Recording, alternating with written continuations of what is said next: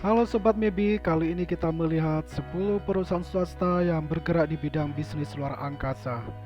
Sebelum membahas lebih lanjut, jangan lupa subscribe channel mikaelabinar.com. Mungkin Anda sudah familiar dengan nama perusahaan swasta yang bergerak di bidang bisnis luar angkasa seperti SpaceX, Virgin Galactic, Blue Origin. Lalu bagaimana dengan perusahaan swasta luar angkasa lainnya? Bisnis luar angkasa apa yang mereka tawarkan? Berikut 10 perusahaan swasta yang bergerak di bidang ruang angkasa.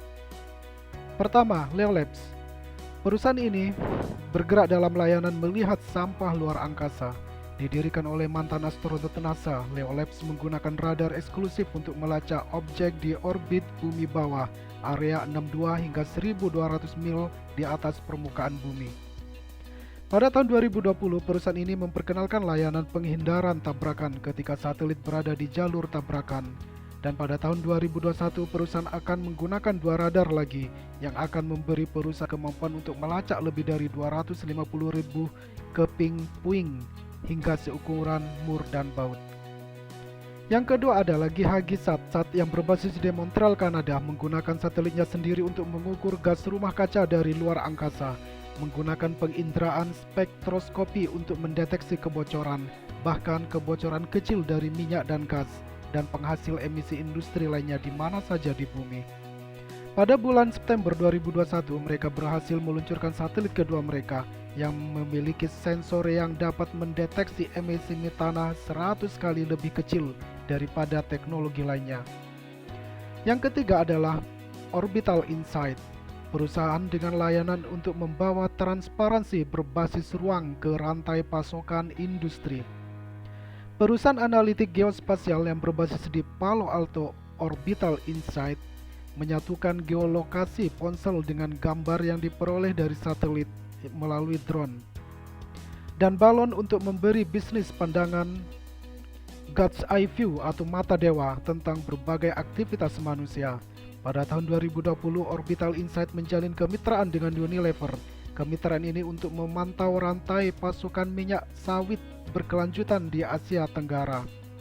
Menggunakan data ponsel dari truk pengiriman untuk melacak bagaimana bahan mentah sampai dari pertanian ke kilang, untuk membuat pemasok yakin bahwa aktivitas bisnisnya tidak menyebabkan deforestasi hutan hujan untuk perkebunan baru. Perusahaan yang keempat adalah Slingshot Aerospace, perusahaan layanan untuk simulasi ruang. Slingshot Aerospace mengkhususkan diri dalam kecerdasan situasional, membantu perusahaan di bidang kedirgantaraan dan pertahanan dengan cepat memahami data yang dikumpulkan oleh radar dan teknologi pengamatan lainnya di atas satelit, pesawat terbang, dan drone. Perusahaan bekerja sama dengan NASA, Angkatan Udara AS, Northrop Grumman, dan Boeing, dan pada bulan Oktober 2021 dikontrak oleh Angkatan Luar Angkasa Amerika Serikat untuk membuat simulator ruang VR, Slingshot Orbital Laboratory. Simulator ini dibuat bekerja sama dengan VFX Studio Third Floor, studio efek khusus yang mengerjakan proyek termasuk Gravity, The Martian, dan The Mandalorian. Pada bulan Juni, Slingshot meluncurkan versi khusus dari alat pemetaan bumi mereka untuk membantu orang-orang di daerah Los Angeles menemukan makanan gratis atau murah selama pandemi. Selanjutnya adalah Rocket Lab, perusahaan untuk menskalakan layanan peluncuran beban kecil. Sejak uji terbang pertamanya pada tahun 2017, Rocket Lab telah meluncurkan 96 satelit kecil ke luar angkasa dengan roket elektronnya. Pada tahun 2021, proyek Capstone NASA akan menggunakan Rocket Lab's Electron Rocket dan platform peluncuran satelit Photon untuk mengirim pengorbitan bulan, yang akan menguji dan memverifikasi stabilitas bulan untuk stasiun ruang angkasa Lunar Gateway. Selanjutnya adalah Planet. Perusahaan ini bergerak dalam layanan untuk membantu Human Rights Watch dengan citra satelit beresolusi tinggi di seluruh dunia. Dengan lebih dari 130 satelit mini di orbit, Planet dengan mengirimkan gambar resolusi tinggi setiap hari kepada pelanggan dari lokasi manapun di bumi. Pada tahun 2020, ia meluncurkan 2 layanan berita, Rapid Revisit, yang menyediakan citra satelit resolusi 50 cm yang diperbarui antara 7 dan 12 kali per hari, dan deteksi perubahan otomatis.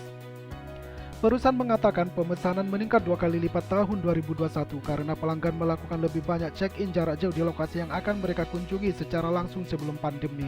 Pada bulan Desember 2020, Human Rights Watch menggunakan citra planet untuk memantau tembakan roket dan rudal ilegal oleh pasukan Armenia terhadap Azerbaijan. Perusahaan selanjutnya adalah Relativity Space, layanan untuk meluncurkan roket cetak 3D, 3 dimensi. Pada bulan November, startup kendaraan mini peluncuran Relativity Space mengumpulkan $500 juta dalam salah satu investasi terbesar yang pernah ada di perusahaan ruang angkasa swasta dengan nilai lebih dari $2 miliar. Uang itu akan digunakan untuk meningkatkan produksi roket Terran 1 yang dicetak 3 dimensi.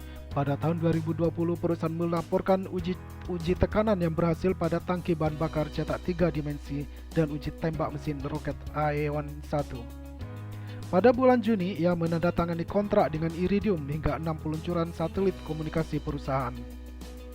Selanjutnya adalah Capella Space, yaitu perusahaan layanan untuk melihat dengan jelas menembus awan. Pada Agustus 2020, startup Capella Space yang berbasis di San Francisco meluncurkan konstelasi satelit SAR, Synthetic Aperture Radar, pertama yang direncanakan. Menjadi satu-satunya penyedia pencitraan SAR komersial Amerika Serikat. SAR dapat membuat gambar yang jelas dari bumi siang atau malam melalui kabut, awan, atau asap. Capella memiliki kontrak dengan Kantor Pengintaian Nasional dan Angkatan Udara Amerika Serikat. Layanan data satelit sesuai permintaan Capella Console memungkinkan siapa saja yang memiliki akses internet memperoleh data yang sudah diambil oleh Capella 2 atau mengajukan permintaan untuk pengamatan baru. Perusahaan untuk memantau kebocoran metana dari luar angkasa. Selanjutnya adalah Astroscale, yaitu layanan untuk membersihkan ruang dan meningkatkan satelit. Uji coba pertama Astroscale dari Jepang terhadap sistemnya untuk menghilangkan satelit yang mati dan puing-puing ruang angkasa lainnya dari orbit diluncurkan pada roket Soyuz pada Maret 2021. Pada bulan September di tahun yang sama, perusahaan didanai Badan Antariksa Inggris dengan mitra termasuk Fujitsu dan Amazon Web Services untuk bekerja sama mengoptimalkan perencanaan lintasan untuk misi penghabusan multi-objek. Astroscale mengumpulkan dana $51 juta dalam seri E pada bulan Oktober 2020 dengan total pendanaan sebesar $191 juta dengan akuisisi perusahaan layanan satelit Effective Space oleh cabang Amerika Serikatnya pada bulan Juni. Perusahaan juga bergerak ke bisnis terkait dengan layanan perpanjangan umur satelit. Perusahaan luar angkasa yang terakhir adalah Axiom, perusahaan pengembang infrastruktur luar angkasa. Axiom Space Incorporation (INC), juga dikenal sebagai Axiom, perusahaan swasta yang bergerak di bidang bisnis luar angkasa, pengembang infrastruktur luar angkasa swasta yang berkantor pusat di Houston, Texas, Amerika. Didirikan pada tahun 2016 oleh Michael T. Sufredini dan Kam Ghaffarian, perusahaan ini merencanakan misi komersial pada tahun 2022 ke Stasiun Luar Angkasa Internasional ISS dan bertujuan untuk memiliki dan mengoperasikan stasiun ruang angkasa komersial pertama di dunia. Tim kepemimpinan perusahaan sebagian besar terdiri dari mantan karyawan NASA, termasuk mantan administrator NASA, Charles Bolden.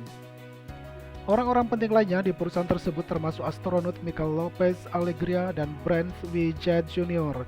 Kegiatan komersial yang direncanakan perusahaan ini meliputi penerbangan antariksa manusia untuk turis antariksa, serta astronot komersial, dan didanai pemerintah yang terlibat dalam penelitian di luar angkasa, manufaktur di luar angkasa, dan eksplorasi luar angkasa.